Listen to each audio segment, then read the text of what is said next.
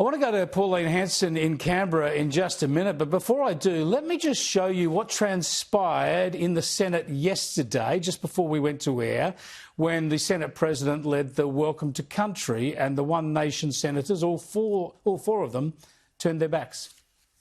I acknowledge the Ngunnawal and Ngambri peoples, who are the traditional custodians of the Canberra area, and pay respects to the elders past and present of all Australia's Indigenous peoples.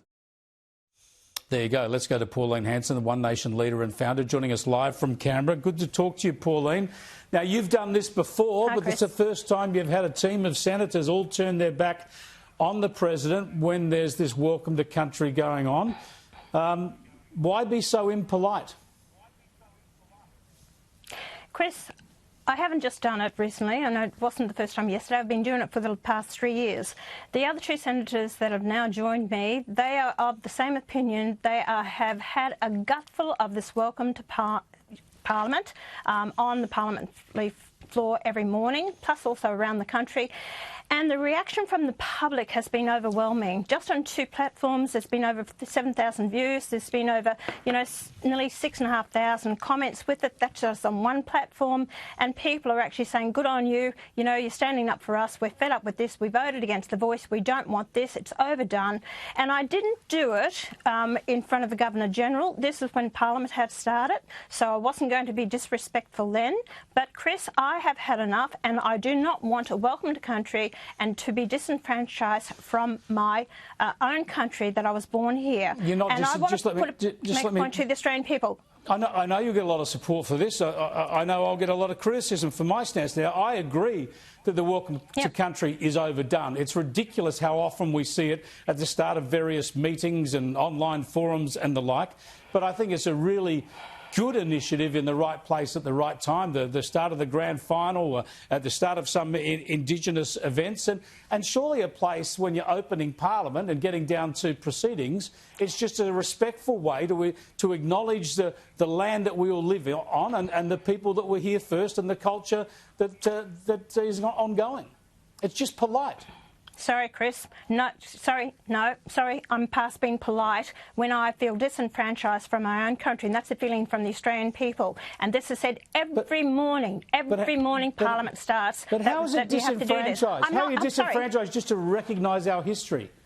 Because to recognise that they are the traditional owners of the land, and then we see it go further than that. We see kids being indoctrinated in the educational system, and that they actually have more rights over the lands than what the Australian people do.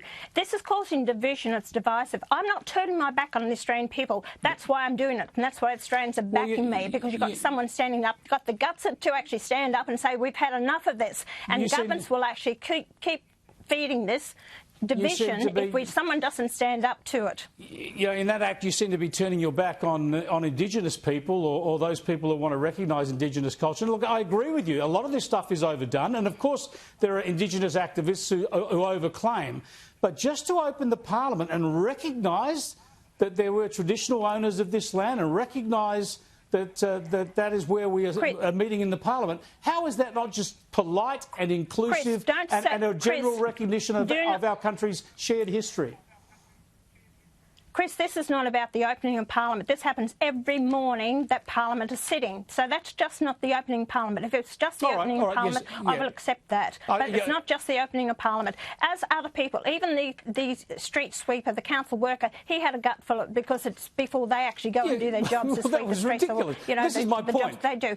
Yes, it is. This is bloody ridiculous. So whether it's his job or whether it's my job, whether he's fed up with putting up with it, but I'm saying I'm fed up with putting up with it as well. So, it's not being disrespectful. I'm not talking my back on Australians. I'm turning my back on these policies and ideologies that are dividing our nation and the tokenism that's going on. It's about time. I've been speaking about this for the last 30 years. And look at the state of this country. It's in one hell of a bloody mess. I'm not pulling a stunt. I'm sticking to my values and my principles and what I believe in. I want to see a united country as one nation, not this division that's happening. And these people are pushing their own agenda. The activists, which we see with Lydia Thorpe and the floor of Parliament, have no bloody respect for any of our system, but she is there. So I'm standing up for what I believe in. I am Australian. I welcome people that are born here and people who actually come from overseas to migrate here.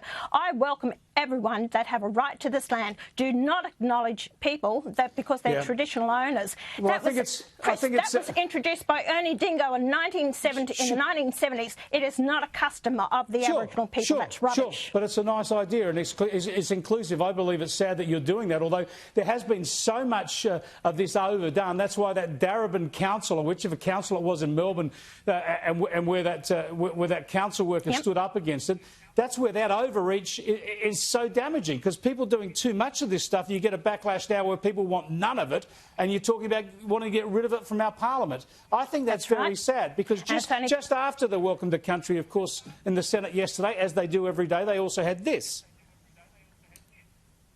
Our Father, which art in heaven, hallowed be thy name. Thy kingdom come, thy will be done in earth as it is in heaven. Now, not everybody in the Senate is Christian, yet people show their respect to that tradition. That is tradition and something that's done right for the educational system of schooling, and it's been in part of our history, Christian values that we have, and that's, yes, it has been part of it. Not something that's been made up, that's been pushed down our bloody throats. Chris, you've got to look at the fact is, it's saying that we acknowledge these people as the traditional owners, to pay them respect, past, present, and emerging. Why should I pay someone respect? I don't know who they are, and emerging? Because some of these elders, I wouldn't give them the time of day because I don't have respect for it. People have to earn respect. You don't have to automatically give that respect. Well, respect Pauline, me as an Australian that was born here, and I have every right to be acknowledged for this land. If you keep handing the land to the Aboriginal people, you know what's going to happen? If we ever have problems here and war is going to face our shores, who is going to sign up to fight for a land that we've been told we don't own or be part of? We're not being told we don't own it. Yep. We're just recognising that there were other traditional cultures here beforehand. And look, I knew you and I would disagree on this, but it was important to have the debate. Yep. So thanks for joining us, Pauline. I appreciate it. Pauline Hanson there. I wanted to get onto net zero with Pauline, but I knew we'd get bogged down in that debate. Look, you'll have your view, I have my view, Pauline has hers, but I think this is where those lefty activists overdoing this do so much damage, because they have caused such a backlash that people don't want to see Welcome to Country anywhere, and it should be available in the right place at the right time, and I think starting Parliament with it is just fine.